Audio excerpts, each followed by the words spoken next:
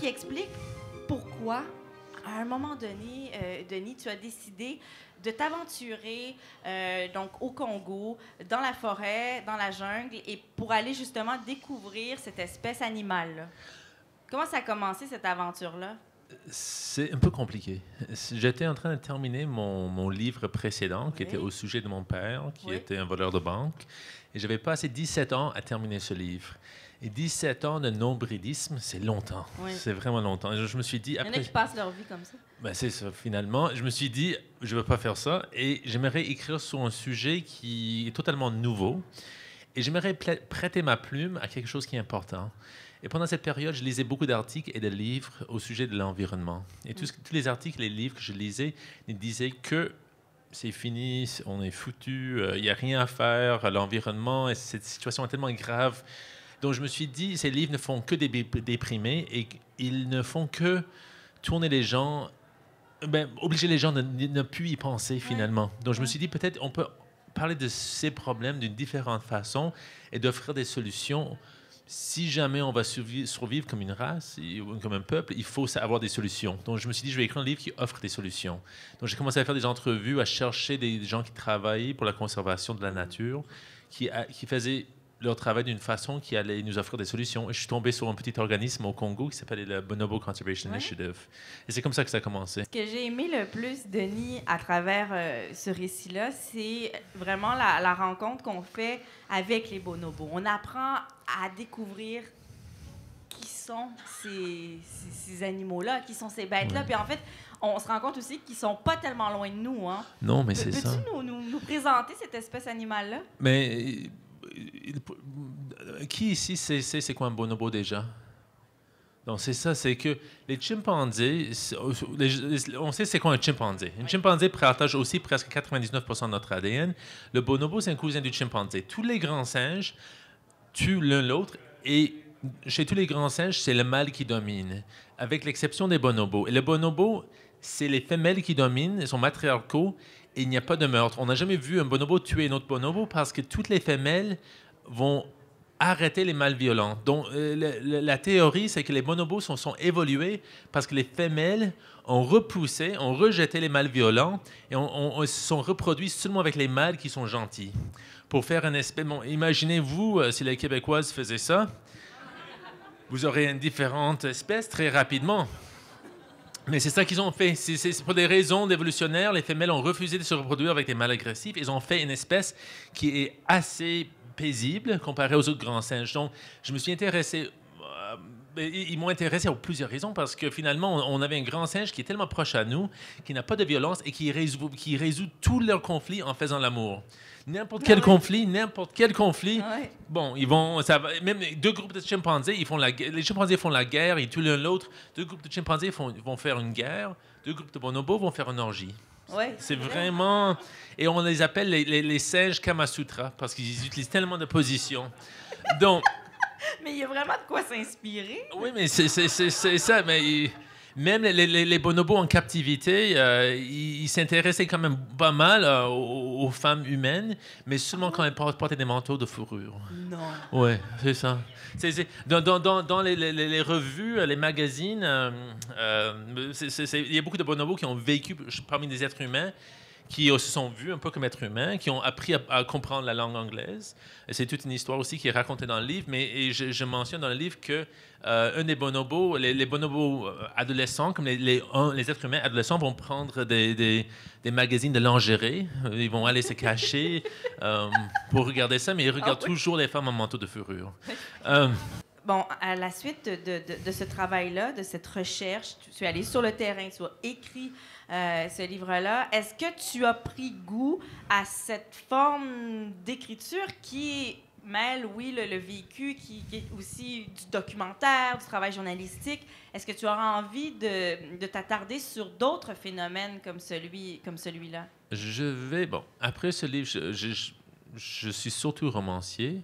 Après ce livre, j'ai presque terminé mon nouveau roman. Ah, oui. Donc j'ai un roman qui va sortir l'année prochaine.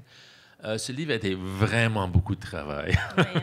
Et c'était un livre qui était assez difficile à écrire. J'étais pris souvent dans des endroits bizarres, attendre un avion 2 semaines, vivre dans une hutte quelque part. Donc, c'était un livre qui était extrêmement exigeant à écrire, extrêmement cher, parce que le Congo est cher.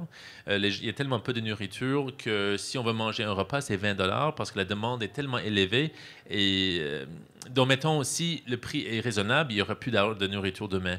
Donc, les familles mangent une fois par jour, une fois de chaque 2 jours. Donc, il y a tellement peu de nourriture, c'est tellement cher aller là-bas. Et ce livre était tellement compliqué à écrire pour toutes les raisons politiques, etc. Donc, après avoir écrit ce livre, j'ai fait une pause, j'ai écrit quelques romans. Et on verra. Peut-être j'en ferai un autre après. Mais pour l'instant, faudrait que ce soit vraiment un projet qui me passionne. Pourquoi René Martel? Ah ben ça, il y a plusieurs réponses à ça. Il y en a une à laquelle je n'avais pas pensé et je m'en suis rendu compte en cours d'écriture. Je vais vous la dire tout de suite. C'est que vous savez que René Martel est une grande chanteuse western. Son père, Marcel Martel, était lui-même un grand chanteur western. Et moi, quand j'étais petite, mes parents avaient un bar à Charlemagne qui s'appelait le Canot Western du bord de l'eau. Et ça fait très drôle parce que je suis journaliste littéraire. J'ai écrit un livre sur Marguerite Duras. Les gens me lisent dans Le Devoir. Ils me regardent à Radio-Canada puis ils disent « Daniel Lorrain, René Martel, c'est quand même bizarre. » Hein, comme association. Bien, pas tant que ça, parce que depuis toute petite, le dimanche après-midi, j'allais au bar chez mes parents et il y avait donc tous les grands artistes western et les moins grands qui chantaient. Et le dimanche après-midi, les enfants avaient le droit d'y aller. Ensuite, à l'âge de 16 ans, je n'avais pas le droit, mais je travaillais comme serveuse au bar de mes parents et j'ai travaillé jusqu'à l'âge de 25 ans pour gagner mes études là-bas. Et les chansons western, je les ai dans le sang et dans la peau. Je les connais. J'ai grandi avec ça. Ça fait partie de moi, de mes racines. Et j'ai eu l'impression, en écrivant sur René Martel, que j'allais chercher quelque chose de moi là-dedans. Et plus fort que ça aussi, je dirais que les racines western au Québec, elles sont là pour tous les Québécois. Dans les années 50, 60, même les années 40, quand on parle des pionniers, je veux dire, ça fait partie de nous, de notre histoire. C'est comme ça que la chanson au Québec s'est popularisée. Les gens faisaient des tournées partout, jusqu'en Gaspésie, à travers le Québec. Donc, il y a quelque chose de nous autres là-dedans. Et pour finir de répondre à ta question, en fait, je l'explique dans le début du livre sur René Martel, c'est que en 2009, j'étais devant ma télé, c'était le gala de la disque, et René Martel recevait pour la première fois de sa vie un Félix pour son spectacle, meilleur spectacle de l'année. Elle avait reçu des Félix pour meilleur album country, tout ça, mais jamais pour ses spectacles. Et je l'ai vue à la télé. Elle tremblait, elle était tellement émue, elle me semblait tellement fragile. Et en même temps, je me disais, mais ça se peut pas, ça fait combien d'années qu'elle chante, cette femme-là? Je n'avais pas suivi sa carrière. Je me rappelais que quand j'avais 6-7 ans, on la voyait à Jeunesse d'aujourd'hui, le samedi soir, après le bain, on regardait ça, puis Liverpool, je vais à Londres. Moi, j'étais plus restée là-dessus. Mais quand je l'ai vue à la télé, je me dis, mais mon Dieu, elle chante encore. Puis elle a l'air donc bien fragile, cette femme-là. Mais en même temps, il doit avoir une force extraordinaire pour qu'elle continue de chanter toutes ces années. Et donc, j'ai voulu comprendre la femme derrière l'artiste. J'ai voulu écrire ce livre-là comme si on était dans les coulisses de sa vie, en fait. Et là, j'ai découvert à quel point elle avait eu une vie incroyable.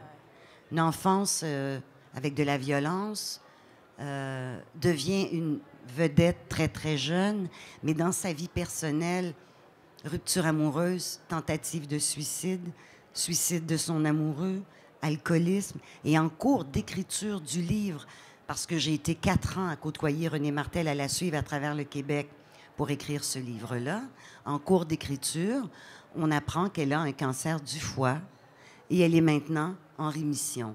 Donc, c'est quand même une vie. Mais je me disais comment elle a fait pour passer à travers tout ça et être encore là. Mais le journalisme littéraire, comment est-ce qu'il a changé depuis que tu as commencé dans le métier, toi? Bien, ce qu'on remarque de plus en plus, c'est qu'on a de moins en moins d'espace accordé à la littérature dans les différents médias. Ça se réduit comme une peau de chagrin. Moi, j'ai longtemps été pigiste aussi pour l'actualité, Châtelaine. Et avec les années, la portion qui est accordée à la littérature est de plus en plus petite.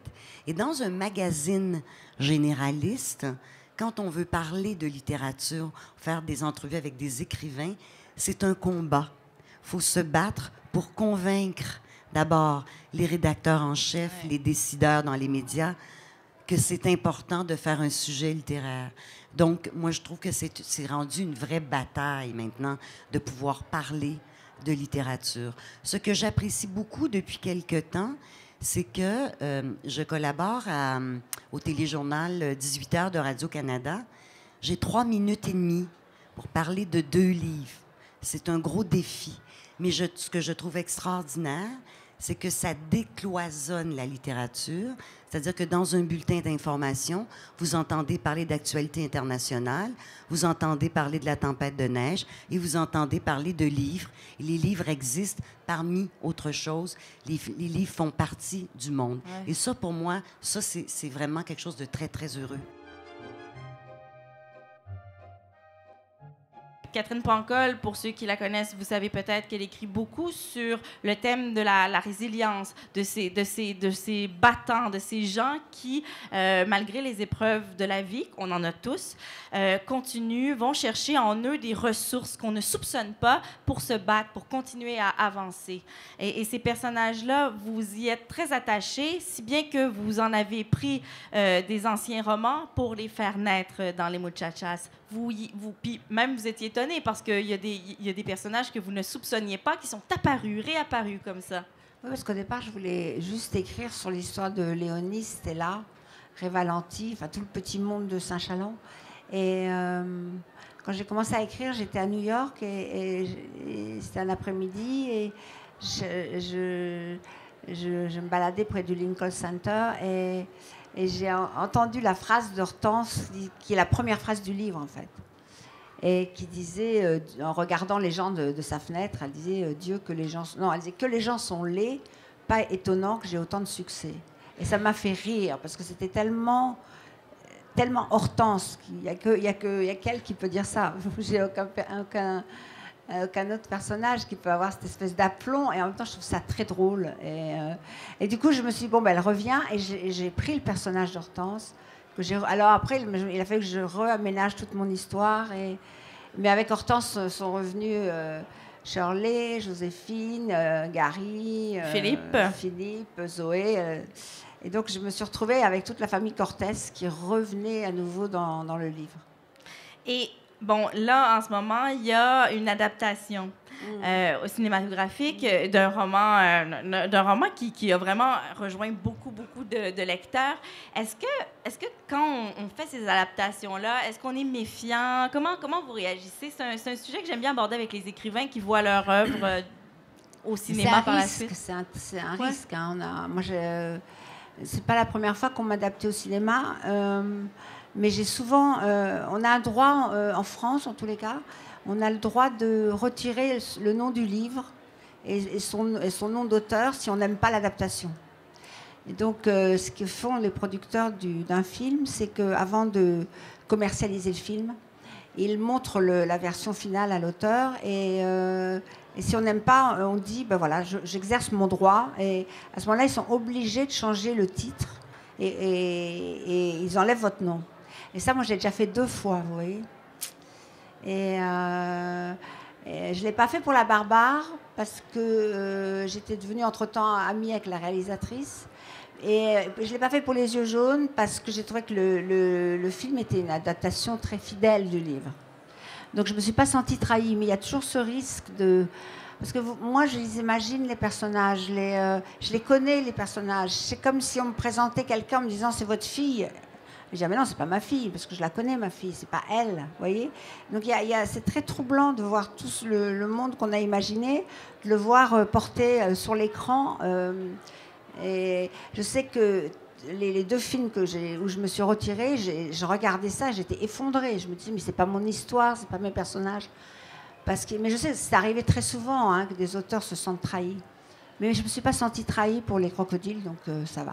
Et maintenant, bon, il y a les muchachas avec ce thème. Un thème qui est, oui, difficile, qui est dur, mais il y a cette résilience et il y a l'humour aussi. Parce que vous avez le don de toujours, oui, explorer les zones sombres de l'humanité, les zones sombres des gens, mais en y mettant des touches de rose, c'est le cas de le dire, de fuchsia, des touches d'humour beaucoup. Et c'est important chez vous de dédramatiser un peu. Non, moi je trouve que on peut pas vivre, sinon on peut pas vivre. C'est pas possible. Il faut, pour moi, la vie. La vie, c'est quand même... D'abord, ça peut pas être tout le temps du bonheur, ça, c'est pas possible. Donc, il faut prendre ça avec légèreté. Il faut essayer de rire. Moi, je me rappelle, vous savez, le fameux humour polonais, quand la Pologne était encore sous le joug soviétique.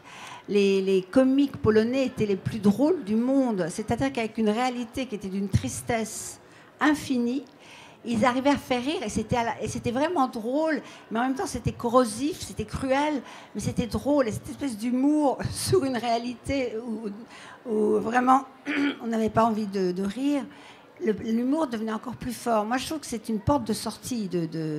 Puis ça relativise. Si vous prenez votre chagrin au sérieux, il vous envahit. Si vous riez de lui, il s'écarte quand même.